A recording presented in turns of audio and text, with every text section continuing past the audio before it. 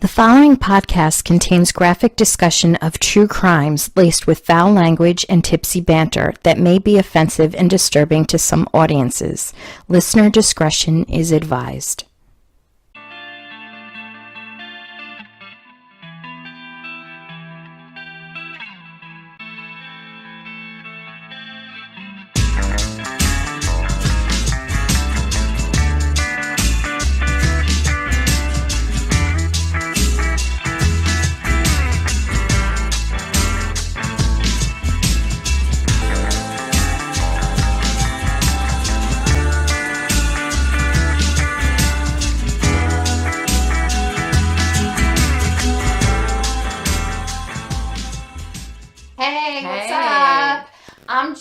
I'm Rebecca. And you're here listening to us at Crimes Uncorked, the true crime podcast, where we uncork crimes one glass at a time. Hi, Rebecca. What's up? John. Hey, John. How's it going today? Good. Yep. I'm excited. Me too. It's our first full episode. Yep. I'm ready to start. Me too. Well, we have to start by opening this wine and drinking it. This time you picked this one, I right? did pick this wine. So today I've gone with Reggio, I believe is how it's pronounced. Well, we'll have a photo up on our Instagram, but Reggio Classic Dry Petite Syrah Rosé. It's from Lodi, California. It's made from Petite Syrah grapes. And I don't know. It kind of looks more, it doesn't look like a true rosé. It almost looks like a peachy sort of. It almost has like blood look to it, really. Like if you were to drop blood in water, you know how it like it dissipates. Yes. It looks like bloody water. I'm sorry, okay. but it does. And I will be going with whites from now on. No. Yes, I see what you're saying. Because it's got so much yellow in it. It does. It does have a little bit of yellow in it. But you know what? It smells pretty heavenly. Oh, yeah. So anyway. It's got a nice bouquet. Oh, lovely. Lovely. Cheers, my friends. Cheers. And let's see. Oh, yeah, I like that. I like it. It's dry. It is dry. Right? Mm-hmm. It kind of has some like florally notes and a little bit of I don't know, maybe like like berry, like almost like a berry. You know what? I think it would be good with like an Alfredo. You know what? Perfect. Yes, because it's dry enough where it could like with the creamy base. Yes. So Well there we done, go. my Now we friend. could do some pairings with our wine. Yeah, let's start bringing in food. Oh yeah. Okay. Now I don't know. This stuff is like hard on the stomach sometimes. Mm-hmm. Okay, especially the case that you're going to talk about today. Oh my God, yes. All right, but we're going to give you so Rebecca's going to be doing a 2-part case. She's going to start part 1 a little bit later. But seriously, like, yeah, that's nothing. This guy, I'm not going to give anything away, but I know just a little bit about him, and what I know about him is just nothing that I can listen to and eat at the same time. But that's just me. Yeah. No, I agree. No, it's bad. We're having, I just want to say real quick, like, we're having a really great time in our little, recording space. So we finally figured it out, and it took us a little while to sort of like, do like the feng shui and stuff in here, but I think we have a really fun, we got some candles going, we did a little incense before, we staged the room because we just want energy. We need the good energy. Good energy. We're bringing a lot of darkness in here soon. We're not conjuring or anything, but we will be discussing some dark things, and it's just nice to have a little bit of. We don't want to upset any of them. No, please let us not do that, please. No. Only good energy. Yes. Okay, so here's the thing. All right, so Lifetime premiered this movie last week called Love You to Death. And just a quick plot summary. I'm not going to give it away, but it's about a mother named Camille, who's played by Marcia Gay Harden, who you know, right, from like Mystic River and like other things. Okay. Well, first of all, I just have to talk about this woman's transformation because when you see her on the red carpet, you see her on TV, she is this like beautiful, svelte woman. The makeup team, they must have put tons of padding on her. The makeup team, hair team, amazing. She looked like the most like disheveled, just like sort of sloppy looking person. Like, no offense to her, but it was like I'm sure she's not offended cashing that check. Cha-chang! Nor is she listening to our podcast. No, but anyway, I'm sure she's not even ever gonna know. Mad kudos. Oh yeah, to those, absolutely. Those makeup people, because that crew made her look so weird. Well, anyway, okay, so it's about this mother named Camille and her sickly, childlike, wheelchair-bound daughter, whose name is Esme. And their relationship like turns fatal because Camille's found stabbed to death in her room, in her bedroom. And then the daughter is missing. But now is the daughter still wheelchair bound and everything? Well, that's the thing. When the cops come, the wheelchair's there. So it goes... Oh, and she's gone? She's gone. So they think that it was a kidnapper took her and killed the mother. Exactly. But then when they find the daughter alive, that's when all the secrets come out. So Lifetime premiered this as based on a true story, but true crime fans know exactly who they're talking about. And they are talking about Dee Dee and Gypsy Rose Blanchard. And so basically I saw the movie and they did a good job. I have to say they did do a good job. Anyway, I decided that for the first crime that I'm going to talk about on our first full episode is the Dee Dee and Gypsy Rose Blanchard story. Okay, cool. So this is the true story that this Lifetime movie was based on. Okay, so Claudine Dee Dee Blanchard was born Claudine Petrie in 1967 and grew up with her family in Golden Meadow, Louisiana. Now, from what I understand, her parents and her, her family said that she was kind of a rotten person, like straight from the beginning, that she would like regularly like the bad seed of the family. Yeah, I mean, I hate to say it, but we might all have one or two of them in there. Would it be weird if you didn't? Like she regularly stole money from them, is kind of like a payback. So when things didn't go her way, she's like, okay, when you're not looking, I'm sticking my hand in there and I'm pulling out a couple of $5 or whatever. Yeah, whatever I needed for the week. Right. Whatever she could get her hands on. Literally. So, when she was 24, she became pregnant by a man who was 17 at the time. And his name is Rob Blanchard. And on July 27, 1991, their daughter, Gypsy Rose, was born. And from what I understand, they came to that name. Just a little tidbit that I found out that I thought was kind of funny. That's awesome. So Dee Dee really liked the name Gypsy, and the father really liked Guns N' Roses, so they put it together and made Gypsy Rose.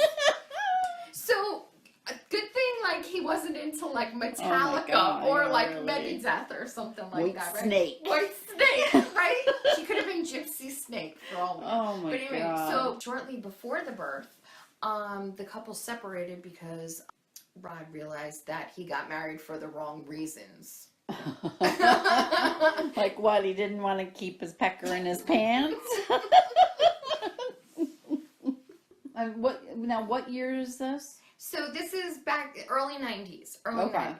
Well, so they're in this situation, but what are you going to do? She's going to keep the baby. So despite her efforts, she wanted him to stay, but he took off. And so what she did was she had the baby, she took the newborn with her to live with her family. So at the time, it is her father and her father's wife, so her stepmom, right? Okay, so when Gypsy was an infant, Dee Dee was convinced that she suffered from a lot of different sorts of ailments. So what's going on is, so she's saying that she suffered from sleep apnea, and she just started taking her to the hospital, and she would have repeated overnight stays where she would just be monitored because she thought that she suffered from, either a heart disease or some other, she was just convinced that she was suffering from some sort of like chromosome abnormality that was affecting her. And so so she continually brought her to doctors, had her tested, had her convinced that, or had the doctors convinced that she was in tremendous pain. She couldn't eat. Every time she ate, her stomach would kill her. When she was around 8 years old, she fell off her grandfather's motorcycle, and Dee Dee immediately took her to the hospital, and where she would have been treated for a minor abrasion, that was not good enough. Dee Dee was convinced that her injury was so much more serious than that, and that she, would need several surgeries. That if she ever hoped to walk again. And then, so basically what happened was, until she could have her surgery, she kept her in a wheelchair. So she had her she remained in a wheelchair. She didn't want her daughter's knee to be aggravated any further. And it was around this time that Gypsy actually stopped going to school because her illnesses were so severe that Dee Dee decided she was going to homeschool her instead. And while they were living with Dee Dee's father and stepmother, Dee Dee was actually arrested for several minor offenses. She was passing off some bad checks around town. Wow. Okay. And you think that's bad? She was supposedly putting Roundup weed killer in her stepmother's food. Because all of a sudden now the mother was getting sick. Yeah, she was getting sick. She wasn't feeling well. So as soon as her, parents were questioning her treatment of her daughter, or her over-treatment, I should say, and they were getting suspicious, and then they were like, why is the stepmother, because they weren't getting along, so it was like, why is the stepmother getting sick? Yeah. Like, when they were putting all this together, they were like, all right, something's not right here. And they went and they started questioning her, and when they started questioning her, she was like, all right, we're moving out. Yeah, so they kept moving. They probably could never catch up. That's, right. Gotcha. So she moved out of her parents' house and lived in public housing and on disability checks that she collected from Gypsy's illnesses. Incidentally, it was reported that the stepmother, she started feeling much better after Dee Dee moved out of the house. Yeah, why is that? Surprise, surprise. All right, so they spent most of their time visiting various specialists, seeking treatments for the illnesses that Dee Dee claimed Gypsy suffered from: leukemia, muscular dystrophy, oh my gosh, hearing and vision problems, seizures, and that she also has a mental impairment. So because this kid was basically brainwashed, she just went along with it, right? Yeah, mom says I have this, I must have this. Well, when she was bringing her to the doctors, the test showed no signs of any of the ailments, but they still, nonetheless, I got the wine list. The wine list is kicking in. The wine list. Think you can handle another glass? Yeah. Yeah. Yes. Okay. Nonetheless, is what I was trying to say. The doctors did prescribe anti-seizure medication because Dee Dee at this point is saying, my daughter's having seizures constantly. Okay? And these, anti-seizure medications were making her lose her teeth. Oh. They also prescribed some generic pain meds because she was in a lot of pain all the time. She was also being fed through a feeding tube at this point. So she's wheelchair bound, doesn't walk, has a feeding tube, anti-seizure medication, teeth are falling out, pain she's a meds, wreck. this poor girl, and is now suffering from a slew of pretty, Nasty thing. nasty illnesses. Okay. How could you do that? I mean, I have a kid. I'm like, wow, I couldn't even imagine. Right? I'd give my life for my child, not take anything from her. I do not have any children, and I still can't fathom anything like this. This poor innocent girl. Okay? Yeah. I mean, several surgeries were performed on her. And she took her to the emergency room anytime she had a minor ailment. Sniffle, we're going to the emergency room. Oh, God. And Rebecca forgot to put her, No, I just did that thing. Oh, no, that's right. Okay, never mind. Setting.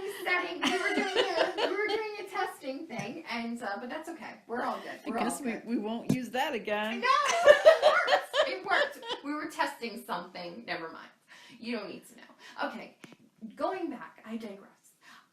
Okay, so Hurricane Katrina forced Dee Dee and Gypsy to move north to Aurora, Missouri, and Dee Dee claimed that important documents like her birth certificate, medical records were destroyed in the flooding.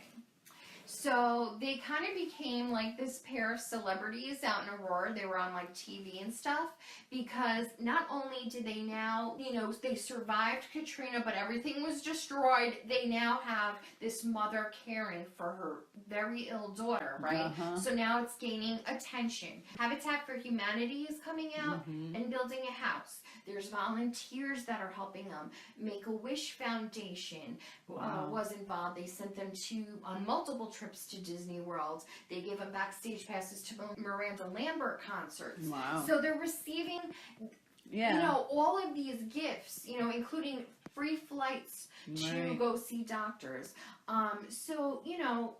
All of these things are going on, and now the mom is convincing everyone around. So she didn't have leukemia. Like, that's pretty serious. Why couldn't another doctor test for that? Or they just took the mom's word? The thing was, the mom, I think what happened was she was just doctor shopping, and what I wanted to point out was that the Gypsy's father, Rod Blanchard, he was continuing to make his child support payments, and he kept sending Gypsy gifts. And, he wanted to see his daughter, because I thought, where's the dad in the whole situation? Yeah, I know he didn't want to really, be responsible back then, but, a few years have gone by now, and why, why isn't he in the picture at all? And, well, it turns out that he did try to visit his daughter, but every time he came to, visit his daughter, Dee Dee would pull a, Greg Brady, and something would suddenly come up. Right. So she kind of fled the scene, and that never came to fruition. So, she finally brings her to a specialist that kind of was like, all right, you know what? I think something is not right. Ding dong, somebody's home. All right. Thank you to pediatric neurologist from Springfield, Bernardo Flasserstein. I hope I'm saying that right. Flasserstein? Okay. Bernardo Flasserstein, who offered to actually do some tests on Gypsy. He discovered that not only did she have muscular dystrophy, but none of the other diseases that Dee Dee claims she had. Jeez. Wow. None of them. So he came up with the conclusion that Gypsy was actually a victim of Munchausen by proxy, which is a psychological condition and form of abuse caused by a guardian who exaggerates or induces symptoms of illness in their children for attention or sympathy. Got that right from Wikipedia. So an anonymous call was placed to the police. They came and investigated and wanted to know why, a whole bunch of things were happening, like why did she keep moving? Why, all these questions. And she said that she had to keep moving, and she changed her name because she's going by Dee Dee right now. Before it was Claudine. And she changed her name a few other times. And it was because she convinced the police that she was trying to escape her abusive husband. Oh, jeez. And guess what? They took her word for it. Yep. So they closed the case. Oh, God. So when she was 14 years old in 2010, Gypsy wasn't 14. She was actually 19. Oh, wow. She knew she wasn't sick anymore. What she did was, at this point, she got online and she met a young man online. So what she basically did was she went to this sort of it was like a sci-fi convention, and she plans on meeting the young man there. She got caught, and the mom, Dee Dee, realized what she had done and destroyed her computer. But Wait, she destroyed her computer just because she met up with this guy online? Yes, because she was trying to close her door. How old is she at this point? She is 19. 19. But she thinks she's 14. Oh, so the mother's treating her like a 14-year-old too, so she wouldn't have so much freedom. Gotcha. Right. Cool. So now, got it. But she's actually 19, and she just realizes she's older. Okay. Things are not adding up. The doctor, made some sense to her. So anyway, sometime around 2012, Gypsy continued to use the internet while her mom went to sleep, and she met a man online, get this, on a Christian singles group, right? I would have thought maybe Farmers Only. Yeah. No, it was a Christian singles group. Nicholas Godejohn, I hope I'm saying that right too, but anyway, it was a man around her age from Big Bend, Wisconsin.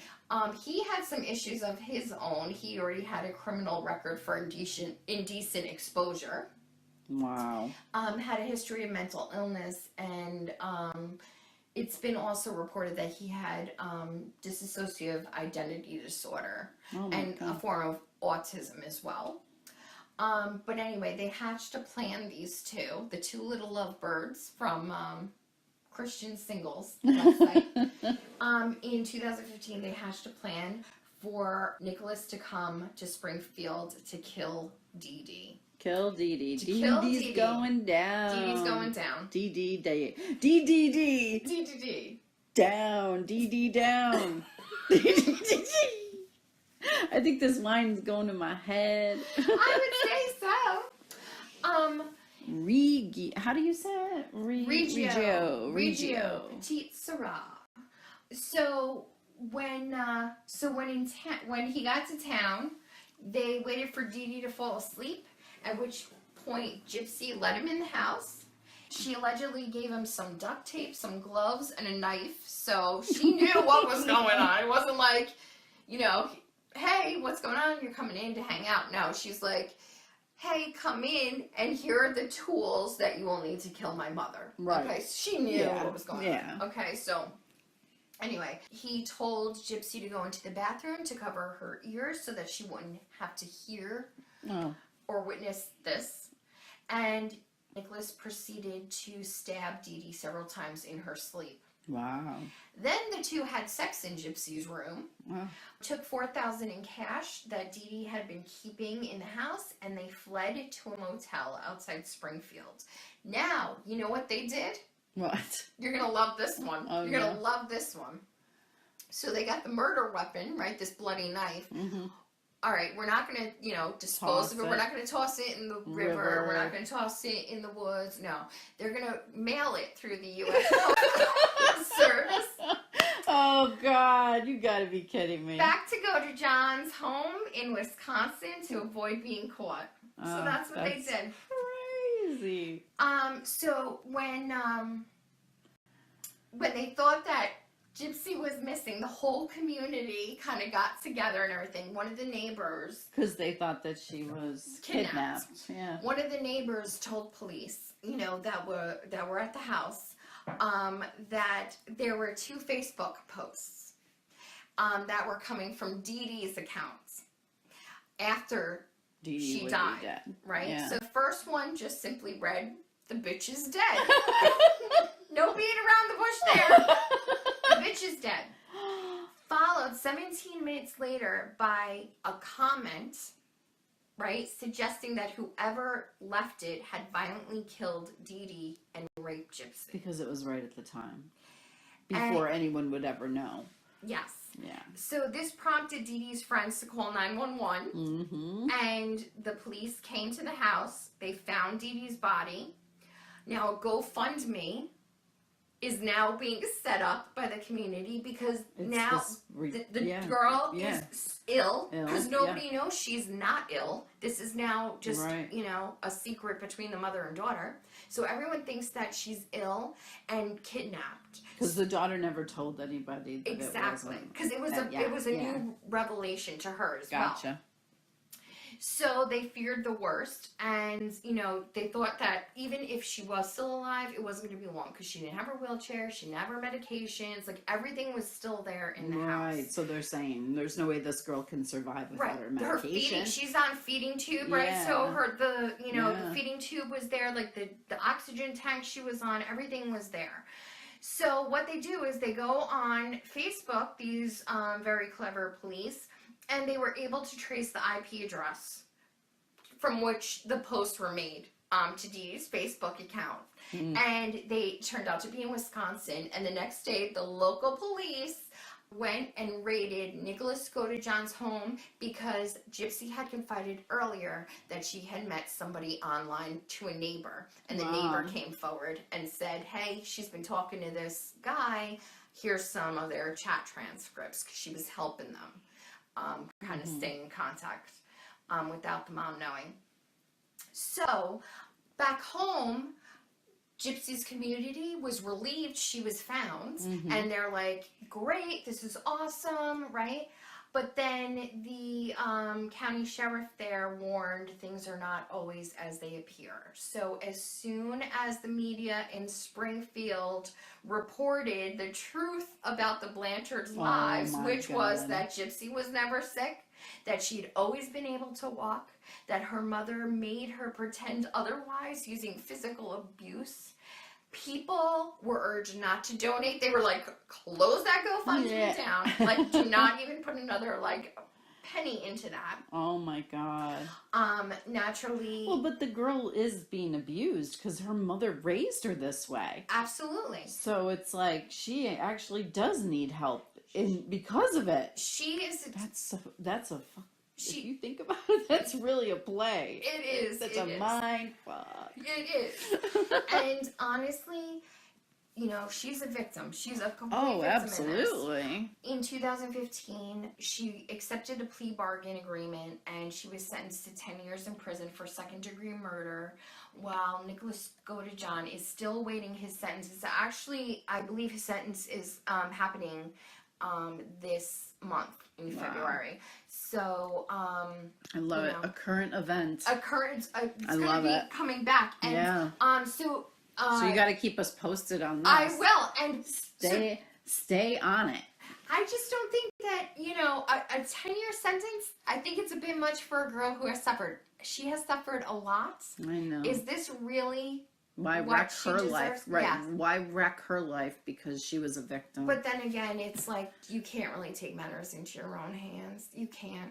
Right? She could have gotten away and decided. Well, she should have reported it. She should have. And I wonder if she really thought this guy was going to follow through, too. You kind of maybe half think, oh, they're not really serious.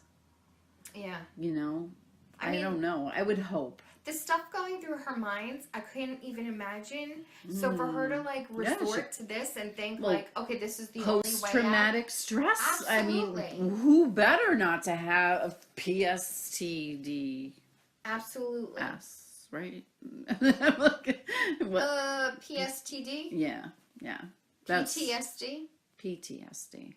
So she's in prison. It was her decision to sort of take this into her own hands, and it could have been handled differently, and now she unfortunately has to suffer some more and pay this price. That's why we live in America too. Yes. We have laws, Yes. and we gotta follow them. We can't break them, right, for what you do and what you're getting in trouble for. She's researching her mom's condition while she's in jail. Mm-hmm. She read everything she could on Munchausen by proxy. She's remorseful. She came to terms with the abuse, so she sounds like she's kind of, you know, getting over it. But, you know, she also feels that, you know, she's better off without her mother, and I don't blame her. And right. neither does Dee Dee's family. So getting back to, yeah. you know, her Dee Dee's now own father and stepmother that I mentioned earlier. After Dee Dee died, she was cremated, and nobody wanted to claim her. Nobody wanted to claim her ashes. And basically they just said, hey, nobody wanted to pay for her funeral. So what they did was they delivered the ashes to her parents' house. And once they delivered, because they looked up who, like, her, you know, next of kin was, I guess. Yeah. Delivered the ashes to her parents because nobody came to claim them. So delivered the ashes, and they didn't know what to do, so they decided to flush them down the toilet. Yep. Wow, that's awesome. Yep. I guess that's quite the statement right there. Actions speak louder than words. Her father and stepmother, they decided that she got what she deserved when she was murdered. So they gave it her a big old flush down the toilet. Wow. As I believe that's where she belongs. So, yeah, so this Lifetime movie was great. But there's a documentary real quick that I just wanted to point out on HBO called Mommy, Dead and Dearest. That is amazing. I've heard other podcasters talk about it, so I definitely want to check that out. Okay. I have HBO. Check it out, Mommy, Dead and Dearest. Okay. And that is the battle of Dee Dee and Rose Blanchard. Awesome. Thank you very much. Very good. I like it. Thanks. So I guess that's my turn. Cue you. Well, I chose a man named Arthur Shawcross.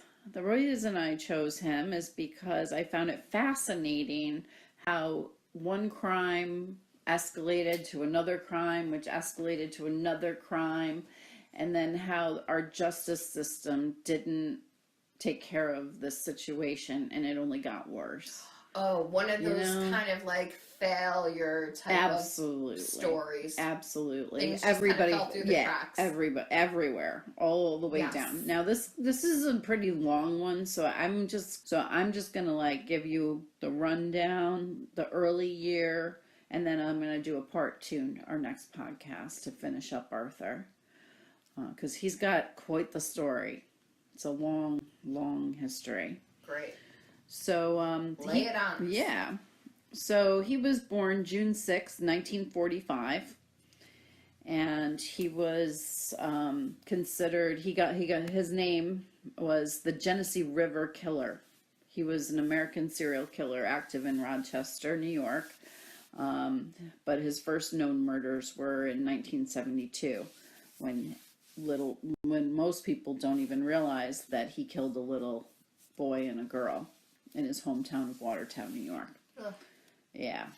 So he was a despicable, evil, uncaring, psychopathic monster, and so it's difficult to know where to begin. So I'll start with what the research I've done and what I've learned about him. He started off by arson in his hometown, Watertown. He had burned some building down and went to jail. He went to Attica, New York prison, and he was there for Attica. He was there for 5 years. And he says during that time there, it hardened him and made him a criminal. When he got out, he went to Vietnam. He signed up. So kind of his way out. Well, I mean, you know, if you think about it, he committed arson, went to jail, spent some time in the slammer, then goes straight to Vietnam. I mean, this right here is like setting him. I mean, that. Go ahead. Yeah. So during there's like hearsay then of like he said what transpired in Vietnam, but then his sergeants and other people that knew him, they kind of contradict that and say that didn't happen. So now, all these years, or well, several years after he was caught, he came back and he said, "Oh, it was because of my time in Vietnam, and this is what I did, and what caused me this, this bad thing when I got out." So he does that, and he says, while he was in Vietnam, he had found 2 Vietnamese women hiding in a shrub. He shot one in the head and tied the other to a tree. Then, the first woman was still breathing. He cut off her head and put it on a pole. Ooh. Yeah, for the enemy to find. Ah. And then he took a slice from her thigh and he cooked it and he ate Oh. it in front of her. Well, the other woman performed oral sex on him. Oh. So talk about how sick you have to be to I mean, how many crimes are there? There's like 50 crimes in one act. In one act. Yeah, it's a mess. I mean, I can't even believe it. He But is like a I said, monster on a whole other level. yeah, but this is the Vietnam. So this is after he got out of prison. After he got out of Attica, he gets out. And he does that. It's yeah, okay. And sick. look, Vietnam was not a healthy place for most. So no, awful. but I'm not saying. But then, that so now after he gets caught, because so much more happens. I'm just gonna fast forward. Gotcha. What they said when he was incarcerated was that was not true. None of that was true. So that is Arthur's rendition of what happened in Vietnam. And so his sergeants and people who knew him, they interviewed him, because I saw an A&E documentary, which was fantastic. It was investigative reports, and it was that was back in the 90s, right after he got caught. They did that interview with him. So he's just like a sick bastard who is now is making up stories. Yeah, and he's trying to make excuses for what even more heinous he did when he got back from Vietnam. Okay? Yeah. Great. Yeah. So these are just his excuses. He's saying that he had to do that. So then he gets back from Vietnam and he settles down. He meets a woman. They get married. And he decides, or a woman.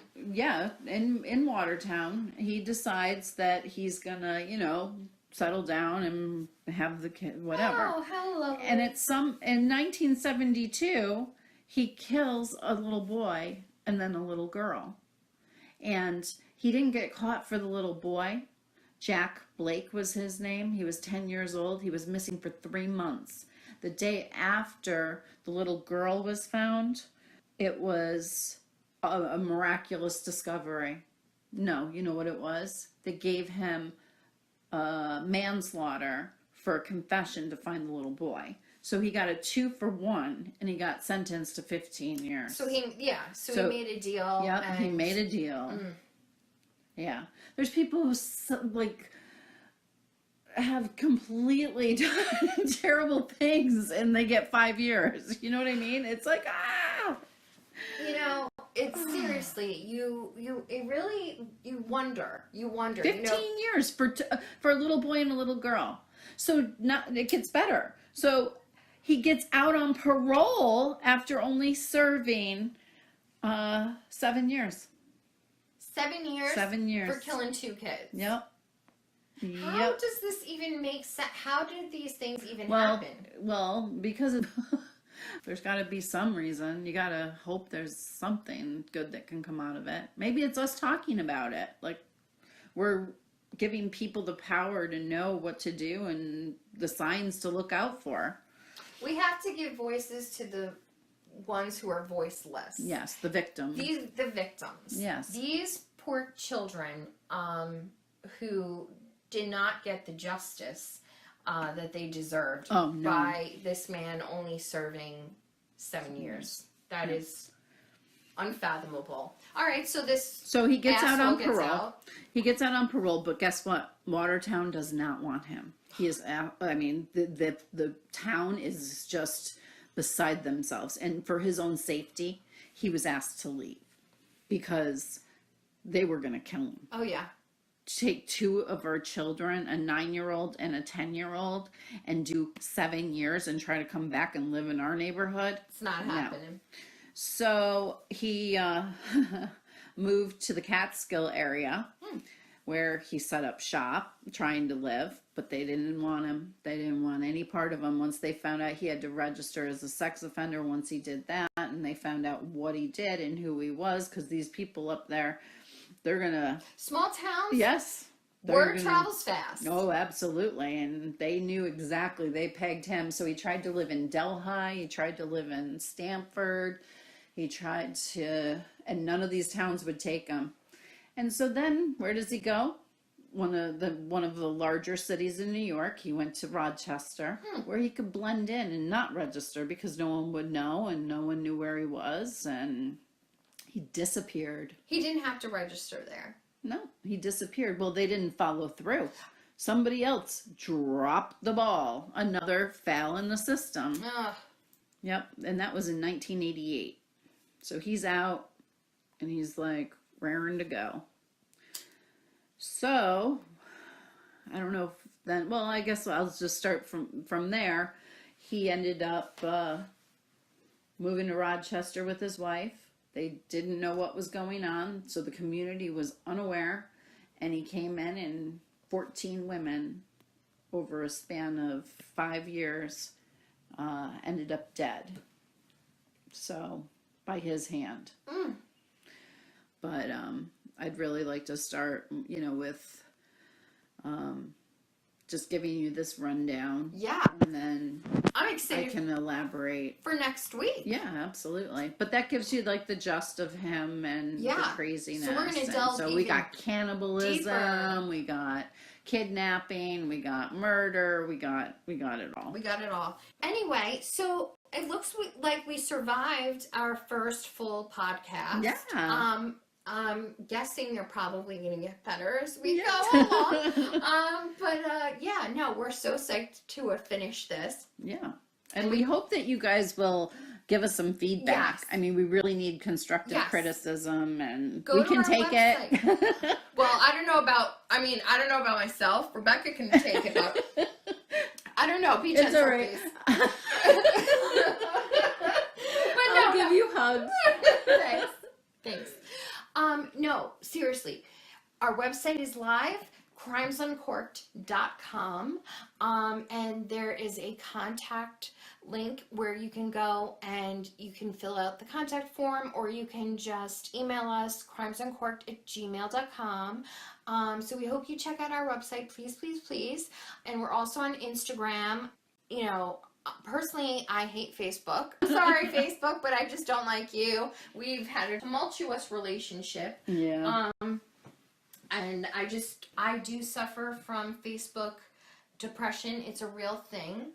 I'll be on Facebook, and 5 minutes later, I just want to crawl up in my sweatpants, cry, maybe eat some fatty food. So, not good for me. So I decided to go off. But I love Instagram. So we're on Instagram. Crimes Uncorked is our username. And again, go to our website, crimesuncorked.com.